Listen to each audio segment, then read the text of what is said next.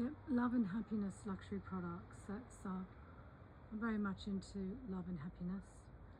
These shops that are my grandparents bring a certain amount of love and happiness to the community. They were very community minded. This used to be the newsagent.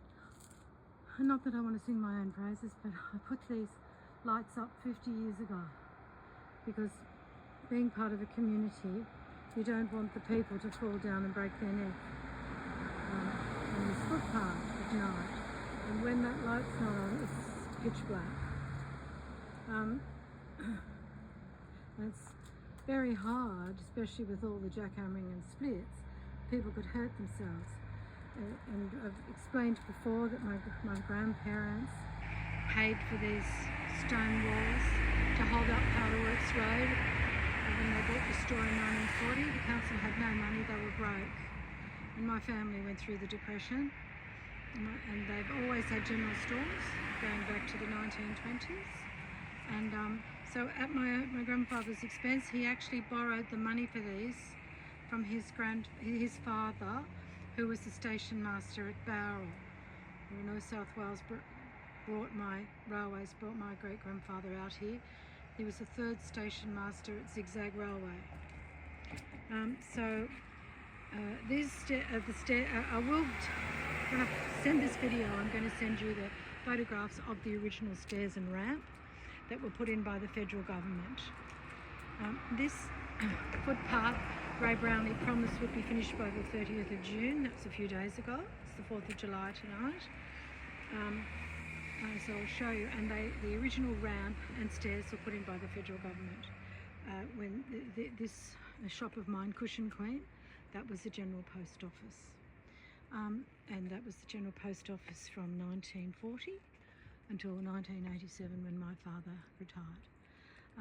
This is the property that the council doesn't exist. And my business has been registered at 7 Powderworks Road with ASIC since 1973. So anyway, these are the stairs that I'll add the photographs where the general public scrambled up. Because what happens is the council the Pittwater Council didn't really design this very well. So people have to get out of their cars and nearly break their legs anyway.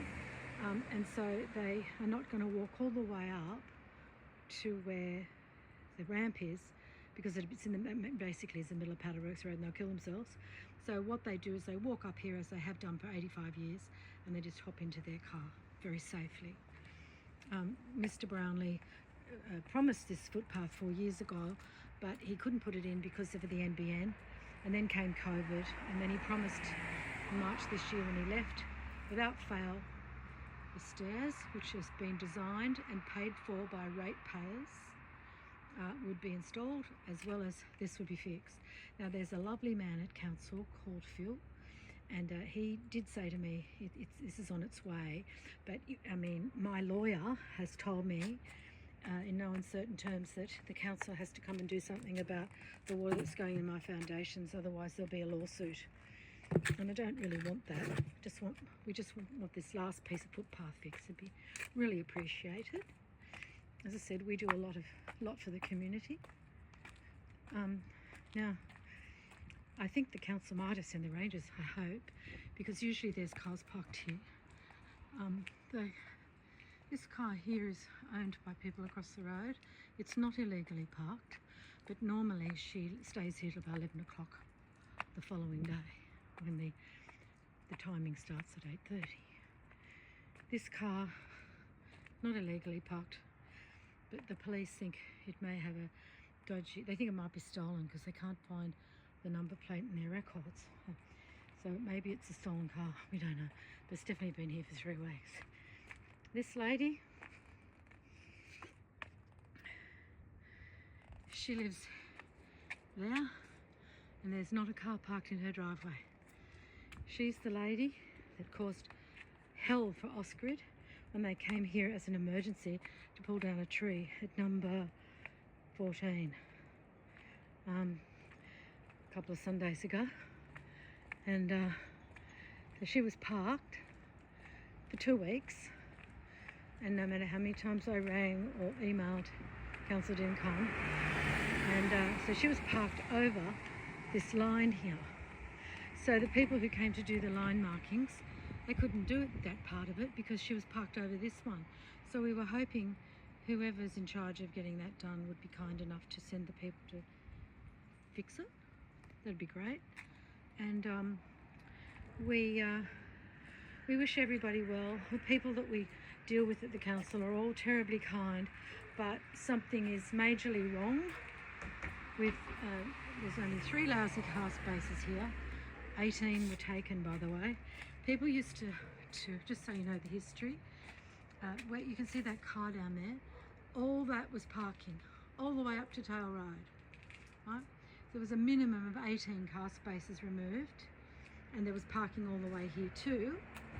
And then council gave us 3 lousy spaces to cover the business community. And it's not just my business or the antique store or Push and Queen.